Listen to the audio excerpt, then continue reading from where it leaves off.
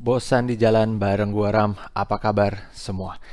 Buat mayoritas dari kita, pasti pernah ngerasain tinggal di rumah. Dari zaman kecil sampai mungkin pas kalian sekarang udah umur 20-an.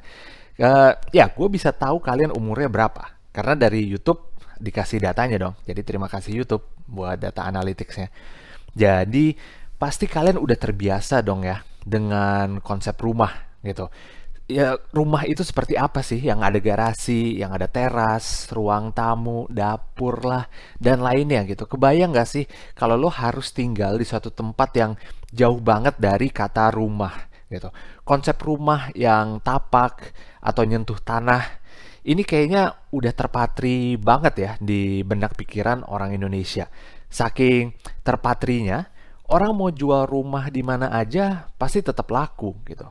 Tapi baru-baru ini gue lihat ada postingan di Instagram terkait ini gitu. Jadi ceritanya ada seorang netizen yang mengomentari sebuah postingan buat komplek perumahan baru di daerah Depok gitu. Di postingan itu nggak bilang Depok sih, bilangnya Jakarta Selatan atau Selatan Jakarta gitu. Ya, karena itu taktik marketing yang selalu dipakai orang properti buat jual rumah. Karena pasti istilah Selatan Jakarta lebih menjual dong dibanding Depok gitu.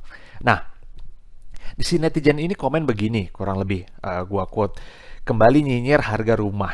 Ukuran tanah 84 meter, ukuran bangunan 75 meter, harga di 1,2 M di daerah Sawangan, Depok. Masih 1 jam lebih untuk bisa ke pusat kota naik mobil atau motor.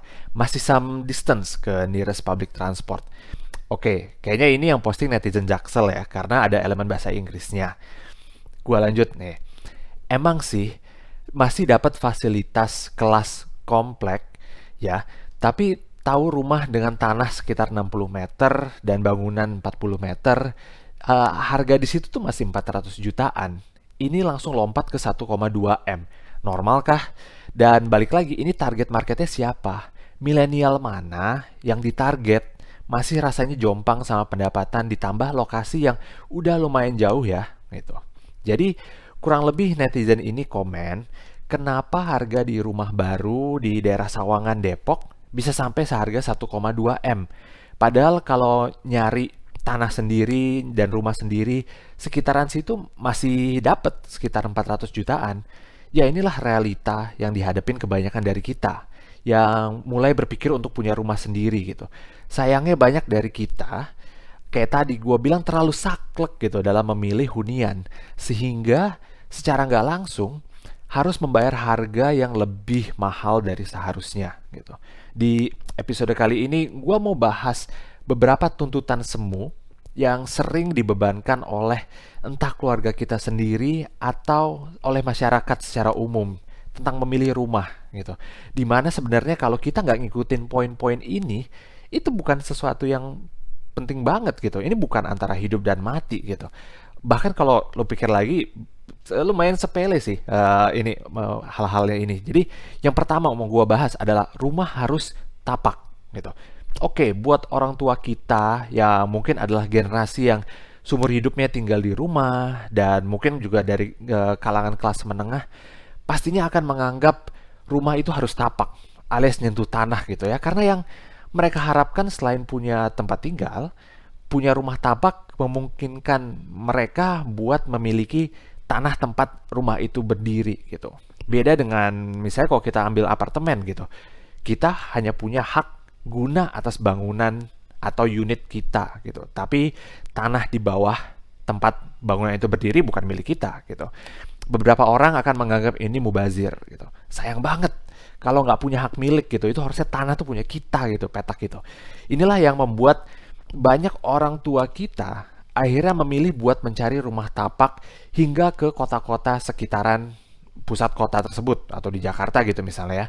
Walaupun aktivitas sehari-hari dilakukan di pusat kota, di Jakarta atau di kota lainnya, mereka rela tinggal jauh dan pulang pergi hingga berjam-jam demi memiliki sepetak tanah tersebut gitu. Iya sih, lo punya hak atas sepetak tanah itu. Tapi apa sih harga yang harus lo bayar untuk itu gitu? Apa cuma harga tanah doang dan bangunannya doang? Tentu enggak dong. Ada hal lain yang perlu lo bayar, yaitu waktu lo. Coba lo pikir lagi, kalau lo tinggal di rumah di pinggiran kota, lo butuh waktu 2 jam buat ke pusat kota. Sehari lo habis 4 jam pulang pergi. Itu 1/6 dari hari lo coba. Ingat loh, waktu itu barang yang nggak bisa lo dapetin lagi. Karena siapapun punya waktu yang terbatas dan terus berkurang setiap saat. Mau lo kaya, mau miskin, tetap sama jumlah waktu yang lo punya. Yakin mau lo abisin di kemacetan atau berdesak-desakan di kendaraan umum atau malah dua-duanya gitu. Oke, yang kedua adalah rumah harus di komplek gitu. Kayaknya tuh hina banget kalau lo tinggal di rumah yang akses keluar masuknya tidak dibatasi gitu. Entah apa yang ada di pikiran orang. Apa mungkin mereka ngerasa lebih baik akan dirinya sendiri kalau tiap hari dikasih salam hormat oleh satpam gitu. Biar ngerasa lebih berharga kali ya gitu.